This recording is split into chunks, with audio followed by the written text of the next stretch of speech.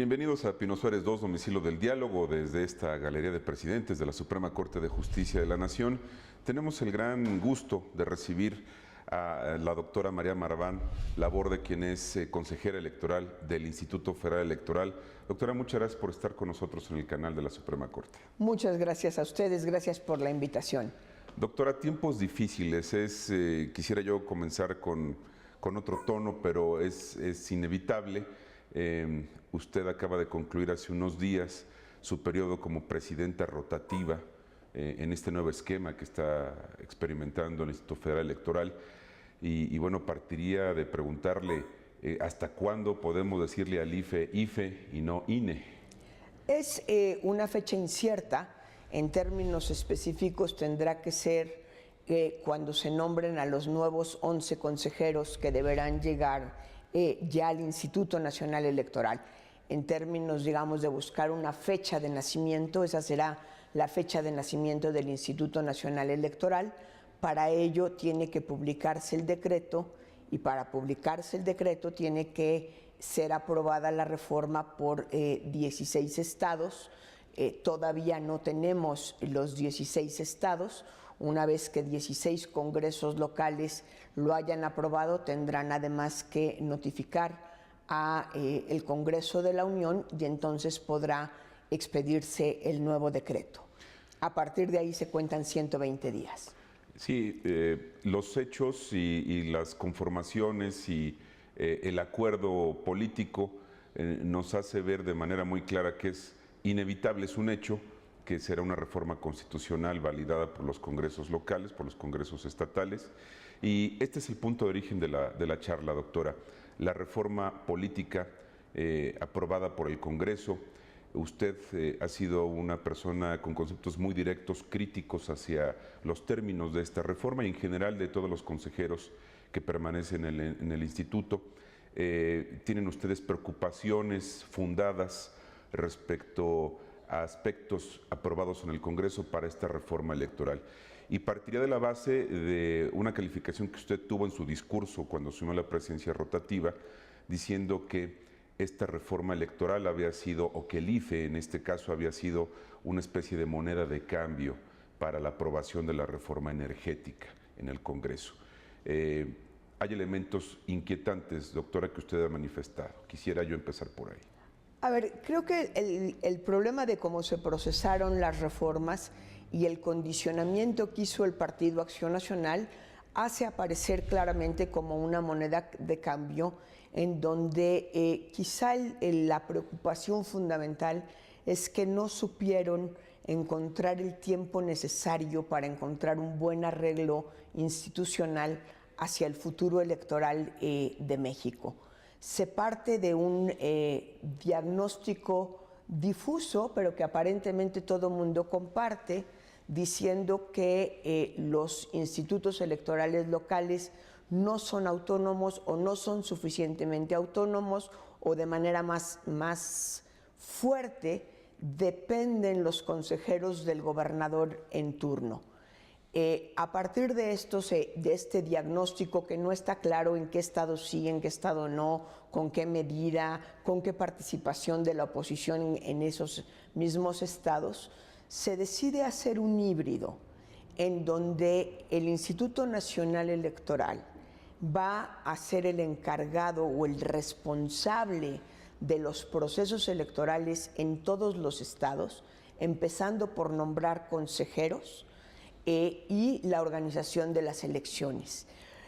La propuesta inicial era desaparecer los institutos electorales locales, no llegan a un consenso en esto y entonces encuentran un término medio, pero bueno, no siempre las decisiones salomónicas son necesariamente buenas. El rey Salomón se atrevió a proponerlo porque sabía que una de las dos mujeres era madre del niño. Aquí aparentemente no había madre del IFE ni madre de los institutos electorales y acabaron partiendo las cosas a la mitad con el riesgo que eso supone. El riesgo fundamental que hemos advertido los consejeros electorales que estamos, 4 cuando deberíamos de ser 9, el riesgo fundamental es la cantidad de posibilidades que abre la propia Constitución con pocas claridades. Es decir, hemos dicho reiteradamente, hay un exceso de podrá en donde todo va a quedar, por un lado, a discreción de las 11 personas que van a tener voto en el Consejo General, pero desde luego también, y hay que reconocerlo, a la presión de los partidos políticos. Creo que lo que hay que ver es ahora hacia el futuro. Viene la ley secundaria, yo espero, creo que es un anhelo de todos mis colegas, que antes de que empiece el próximo proceso legislativo, que es 1 de febrero, esté ya publicado el decreto para que realmente los partidos puedan tener febrero, marzo y abril, son escasos 90 días, para hacer la ley secundaria y ojalá al mismo tiempo puedan nombrar a las 11 personas que tienen que encargarse del proceso electoral para subsanar todos esos riesgos que quedaron abiertos y donde haya una suerte de menú de posibilidades. Por ejemplo, cuando un partido pida que se atraiga la elección de un determinado estado, quede muy claro que si no cumple con 3 requisitos, 4 o 5, los que estos sean, no podrá traerlas, pero por otro lado, en sentido contrario, si cumple con esos 5 requisitos, está obligado a traerla. Creo que la posibilidad de ir dando claridad en la ley secundaria y no esperar que todo quede en el reglamento, podrá facilitar que haya una mejor aplicación de esta reforma constitucional. Habrá pasará la conformación, hay cambios en la conformación, habrá 11 consejeros electorales del nuevo instituto. Es correcto. ¿Usted considera que ha habido por parte de los partidos políticos un intercambio, obviamente, para manosear la conducción del nuevo instituto? ¿A qué me refiero? Creo que es muy importante blindar, y se blindó el IFE cuando se creó, de los intereses de los partidos políticos. De alguna forma se transitó con éxito en ese camino. Ahora pareciera que hay una regresión, doctora. Creo que el problema está en no reconocer que el Instituto Federal Electoral, ahora el Instituto Nacional Electoral, los consejeros que lleguen ahí tienen que llegar producto de un acuerdo político de las fuerzas políticas. Me parece que es indispensable, lo que no quiere decir que los consejeros sean partidistas. Claro. Creo que es otro problema distinto, pero creo que el procesamiento de nombramientos de consejeros en los que se ha asumido que tiene que haber un gran acuerdo político incluyente en el que participan las fuerzas políticas y con el cual las fuerzas políticas participantes tienen un suficiente grado de confianza, vamos a ponerlo así, en cada uno de los miembros que llegan por su profesionalidad, por su prestigio, por su capacidad como servidores públicos, por su capacidad intelectual y de comprensión del proceso electoral. Insisto, un poco de confianza en cada uno de los consejeros, pero mucha confianza en el equilibrio. Creo que lo que realmente es indispensable es que reconozcan la necesidad de ese acuerdo político. Doctora, ¿hay tiempo suficiente, de acuerdo a las condiciones y el proceso en el que nos encontramos, para el procesamiento de tantos cambios tan pronto? Es decir, cuando tenemos una maquinaria que no debe de parar y que debe de dar certeza y que debe de prepararse para procesos intensos el año próximo.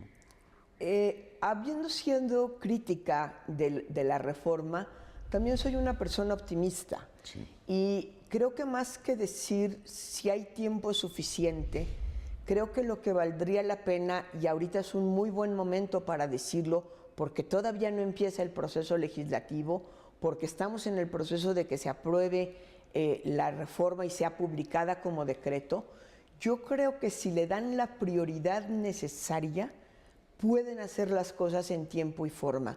El periodo legislativo, insisto, que va del 1 de febrero al 30 de abril, es un tiempo precioso, con una agenda legislativa muy cargada. La agenda legislativa en el puro ámbito electoral es complicada.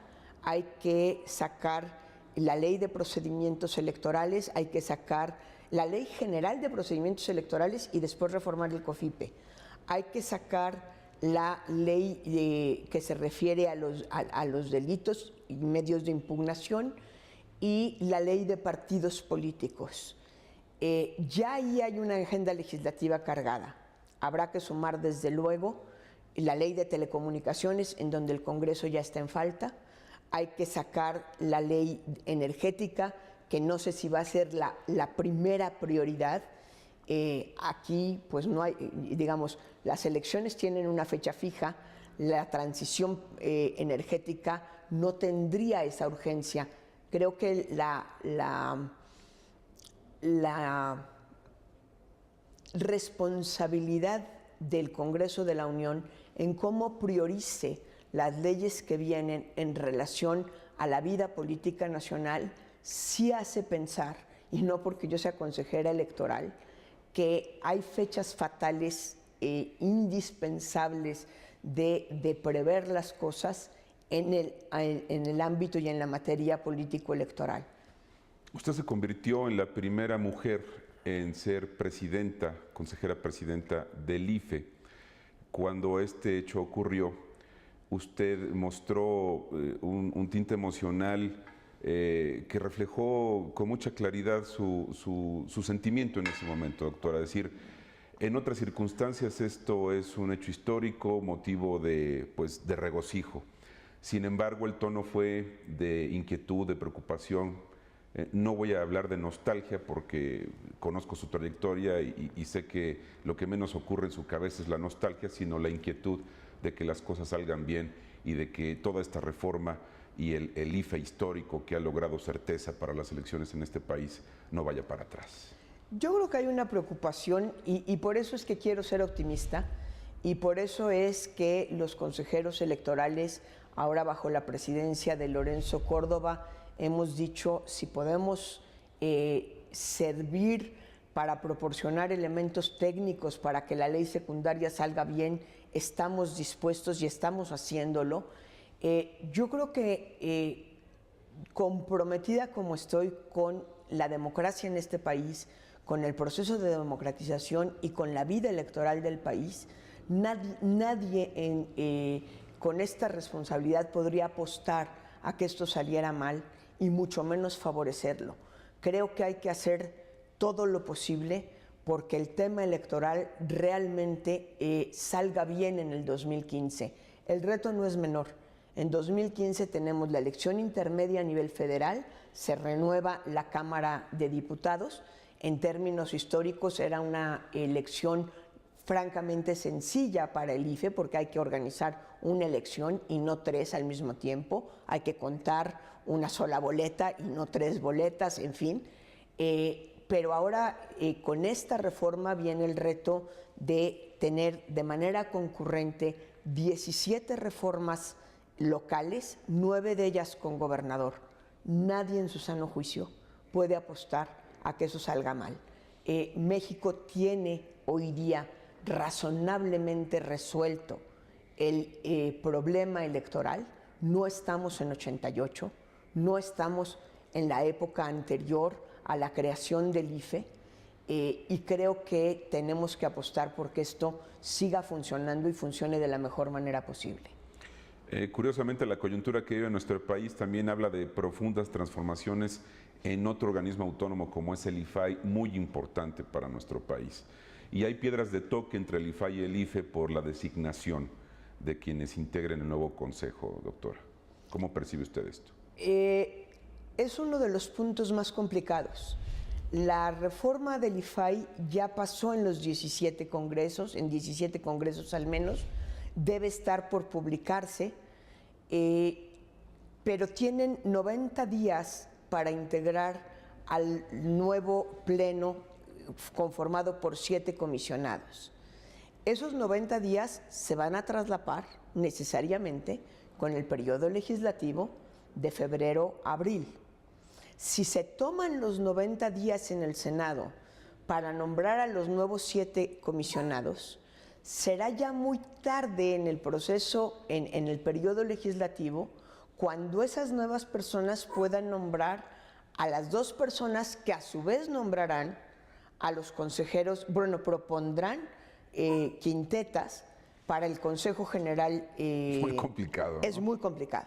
Es muy complicado y requiere de una cantidad de acuerdos realmente complicada. Uno pensaría que al haber 7 puestos por TIR en el IFAI y 11 nuevos puestos por repartir en el Consejo General, podrán ponerse de acuerdo más fácil las fuerzas políticas, pero esto no necesariamente se cumple si no hay voluntad política y responsabilidad republicana.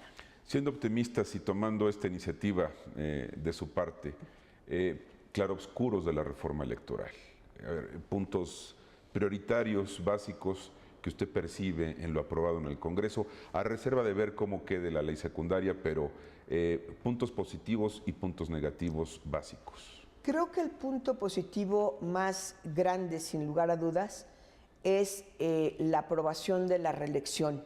Si bien fue matizada al final otra vez por las fuerzas partidarias que no quieren perder el control, finalmente se da un paso histórico en el país. Desde después de la revolución, cuando se elimina la reelección en el Poder Legislativo, que recordemos al auditorio, no fue un problema de la Constitución de 17, ese fue un problema, una piedra angular en la conformación del Partido Nacional Revolucionario. Fue cuando realmente se eliminó la reelección en el Poder Legislativo. Creo que hoy se reinstala con sus bemoles, pero pues esperemos que con ese gradualismo mexicano en el futuro cercano podamos quitarle esas restricciones que se le pusieron. Como que se rompió ese estigma que existía respecto a la reelección en un concepto básico de la bandera de la Revolución Mexicana, ¿no? Así es, y creo que eso deberá ir fortaleciendo al Poder Legislativo y haciendo realmente de la carrera parlamentaria una carrera política que por sí misma tenga toda la fuerza que debería de tener, en donde se conserve no solo la experiencia de las personas, sino las trayectorias de los partidos con posturas muy claras en temas específicos. ¿Cómo queda concretamente la conformación de los consejos estatales? Los consejos estatales tendrán que ser nombrados los 11 nuevos consejeros electorales, tendrán que nombrar a 7 consejeros estatales. Una vez que ellos hayan tomado posición, supongo que habrá una serie de lineamientos que tendrán que hacer antes de renovar los consejos estatales, pero al menos 17 tendrían que estar listos para septiembre del año que entra. De este año, perdón. ¿Se podrán impugnar estas designaciones o estos nombramientos de consejeros estatales? Como cualquier decisión del Consejo General, podrá ser cuestionada por cualquiera de las fuerzas políticas y llevado esta impugnación al Tribunal Electoral. ¿Es positivo este cambio en los consejos estatales? Quienes trabajaron por esta reforma, sin lugar a dudas, lo ven como lo positivo. A mí me cuesta trabajo verlo de manera muy optimista. Creo que sí hay allí una complejidad en la organización. Han argumentado que se trataba de fortalecer al IFE como un reconocimiento al propio IFE. Creo que no es muy fácil de entender este fortalecimiento a la institución cuando se le descabeza.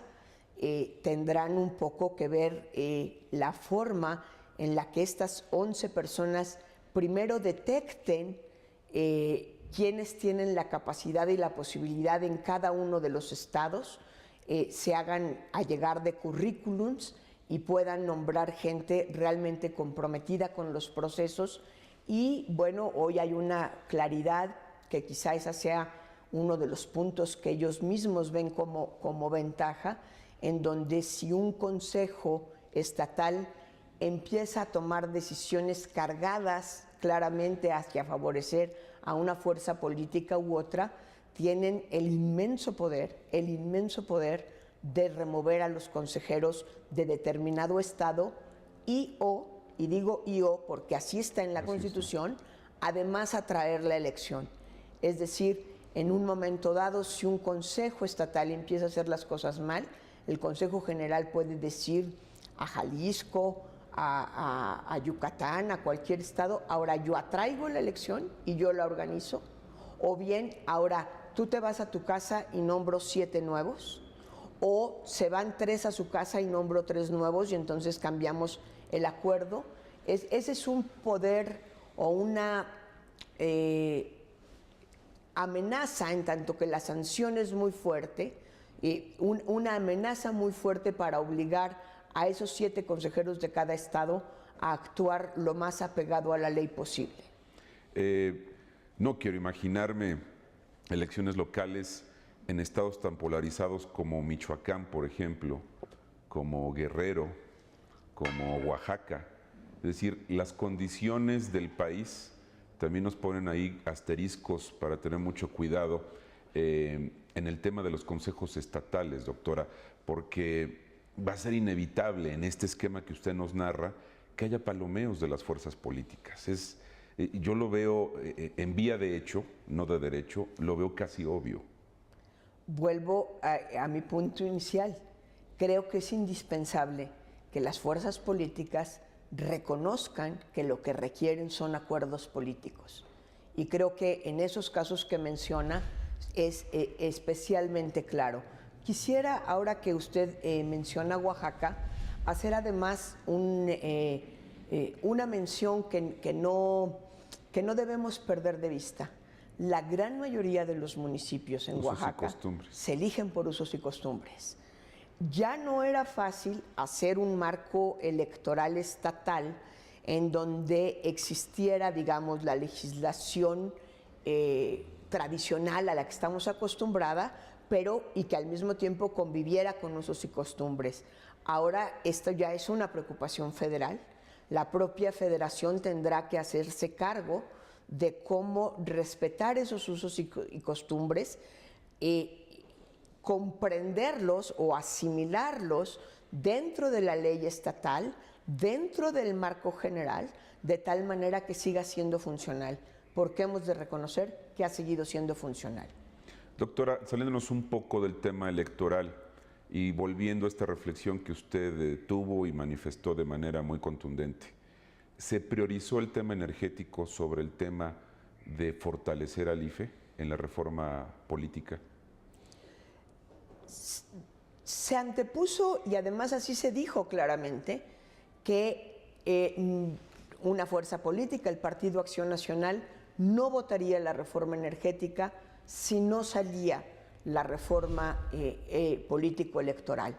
Vimos el mes de diciembre, un mes de diciembre con un intensísimo trabajo legislativo en donde se acababa el proceso y hubo que sacar en un término muy corto la político-electoral, en donde todas las fuerzas han reconocido que no salió como ellos esperaban. El PAN quería que desaparecieran completamente los institutos electorales estatales.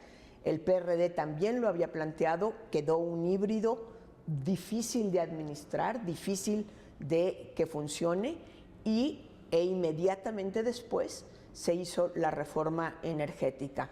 De hecho, la celeridad con la que se aprobó la reforma energética en los congresos estatales, antes de terminar 2013, el decreto estaba publicado, hemos comenzado 2014 y estamos esperando la publicación del decreto de la reforma política, que no ha sido votada en contra en ningún congreso, eso hay que decirlo hasta ahora, pero que todavía está esperando, no tiene la misma celeridad, digámoslo con esas palabras.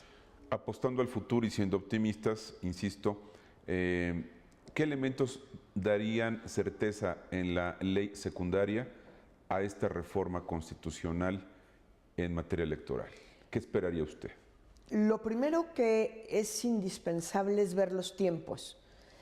Aún teniendo la ley secundaria y el Consejo General completo para el 1 de mayo, pongámoslo como fecha. Se ve muy complicado. Se ve complicado, pero aún teniéndolo, estas 11 personas tendrán que trabajar a marchas forzadas porque hay que reformar al menos 22 reglamentos, hay que nombrar al menos 17 consejos, y una cuestión que no está puesta en los transitorios de la reforma constitucional es los tiempos y la obligación de adecuación de las reformas de las legislaciones electorales estatales. Evidentemente hay que reformar todas las legislaciones electorales estatales. Creo que el factor tiempo y la certeza de tener un marco normativo cierto es fundamental.